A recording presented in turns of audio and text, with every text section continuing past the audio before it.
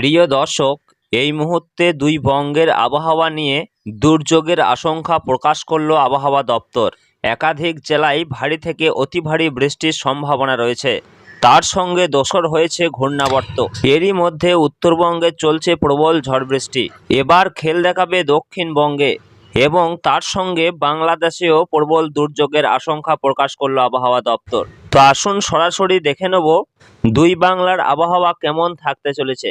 বিস্তারিত আলোচনা করব এই ভিডিওতে। অবশ্যই ভিডিওটি শেষ পর্যন্ত দেখবেন এবং প্রতিদিনের আবহাওয়ার নিয়মিত খবরগুলি পেতে আমাদের ইউটিউব চ্যানেলটিকে সাবস্ক্রাইব করে আমাদের সঙ্গে থাকুন।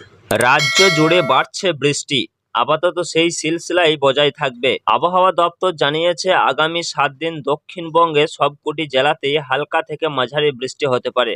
তবে বৃষ্টি বাড়বে আগামীকাল বুধবার। ভারী বৃষ্টিতে ভিজবে দক্ষিণবঙ্গের একাধিক জেলা।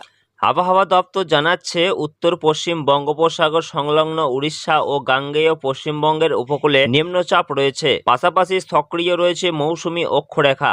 এই তিনের আক্রমণে রাজ্য জুড়ে ভারী বৃষ্টির পূর্বাভাস।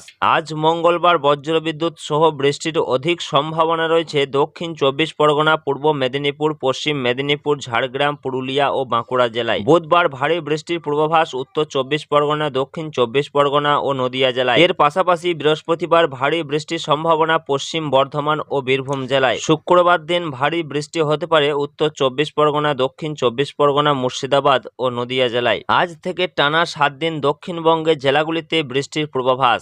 ওদিকে বঙ্গোপসাগরে ফুঁসছে নিম্নচাপ। সোমবারের পর আজও মৎস্যজীবীদের সমুদ্রে যাওয়ার উপর সতর্কবার্তা জারি করা হয়েছে। আজকে কলকাতা ও সংলগ্ন এলাকার আকাশ সাধারণভাবে মেঘাচ্ছন্ন থাকবে। বৃষ্টি কিংবা বজ্রবিদ্যুতের সম্ভাবনা রয়েছে। পাশাপাশি উত্তরবঙ্গে ফের ভারী বৃষ্টি শুরু হয়েছে।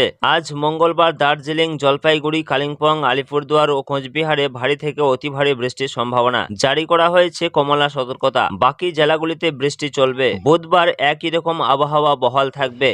পাশাপাশি বাংলাদেশের ক্ষেত্রে দেখা যাচ্ছে সারা দেশে ভারী বৃষ্টির আভাস দিয়েছে আবহাওয়া দপ্তর।